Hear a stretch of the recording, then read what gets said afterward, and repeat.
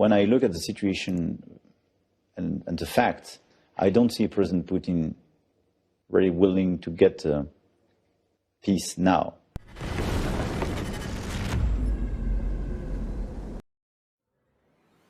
The Russians, who proudly paraded in a tracked vehicle painted with both Russian and American flags, didn't enjoy their stunt for long. According to Russian telegram channels, the same men, along with their patriotic ride, have already been blown to pieces, leaving nothing but burnt scrap metal behind. Their display of false bravado turned into just another entry on Ukraine's long list of destroyed Russian equipment and personnel. The office of the President of Ukraine reacted sharply, calling out the sheer cynicism of Moscow's propaganda games. In fact, the Russians are using the symbols of the United States in their own terrorist, aggressive war with civilian killings.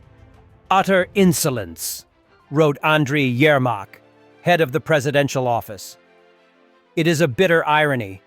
Russian troops waving the American flag while terrorizing Ukrainian civilians, only to be swiftly eliminated by Ukrainian strikes.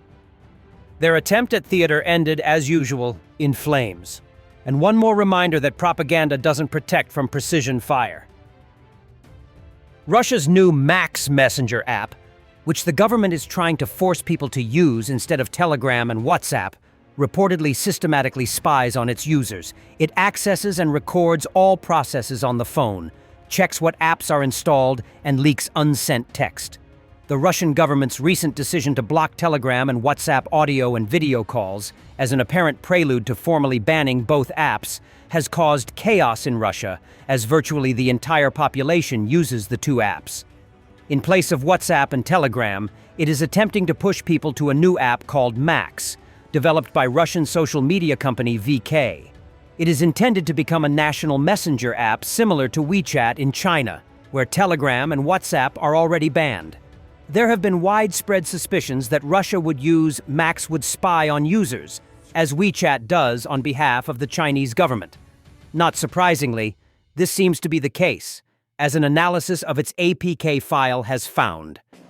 The VCHK OGPU Telegram channel reports, the National Messenger Max, where the Russian authorities are trying to voluntarily and forcibly drive as many users as possible, turned out to be the embodiment of all the horror stories that have ever existed about surveillance using communication devices.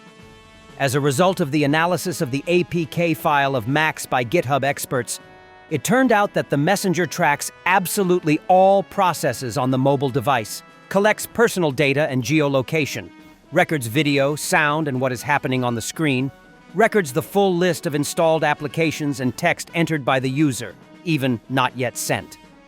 Thus, at the moment, Max is a tool for deep and constant collection of data about the user and his activity.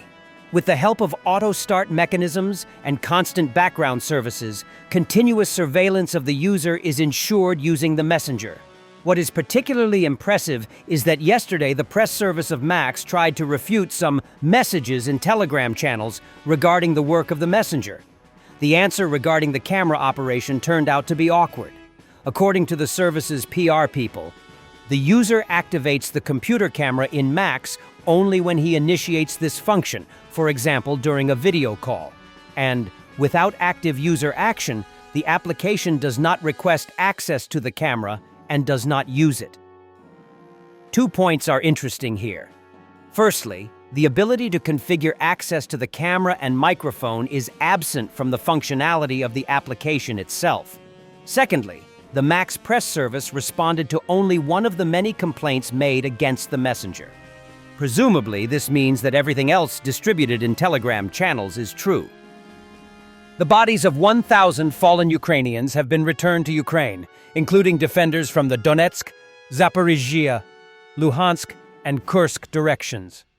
The coordination headquarters reported that among them were 5 Ukrainian servicemen who died in captivity. They had been listed as severely wounded and critically ill prisoners, eligible for exchange under the agreements reached in Istanbul during the second round of negotiations. Russian captivity kills. On Tuesday, August 19th, repatriation measures took place within the framework of previous agreements with the Russian Federation. 1,000 bodies, which, according to the Russian side, belonged to Ukrainian servicemen, were returned to Ukraine. This was reported by the Coordination Headquarters for the Treatment of Prisoners of War.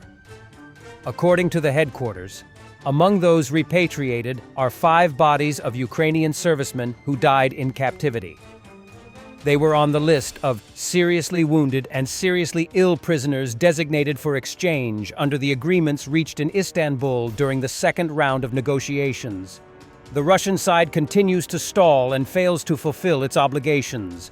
Ukraine insists on the immediate release of all seriously wounded and seriously ill prisoners, and is fighting for the return of all Ukrainian citizens, the headquarters said in a statement.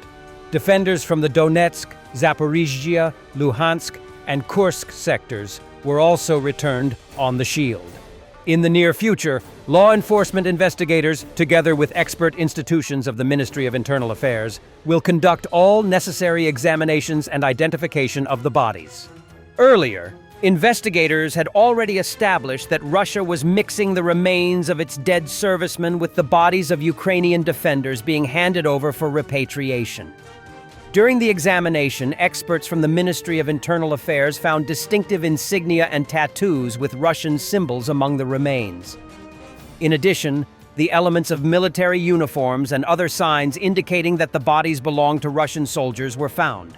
It is reported that the relatives of the deceased Russian soldiers who had identified the remains or suspect that their relatives were among them could contact the International Commission on Missing Persons. Ukraine, for its part, records all cases, complies with international norms, and acts solely on humanitarian grounds. President Macron: I don't see Putin really willing to make peace. I think the optimism of your president is to be taken seriously. So, if he considers he can get a deal done, this is a great news, and we have to do whatever we can to have a great deal being fixed, concluded. But a great deal is a deal with security guarantees and a robust peace.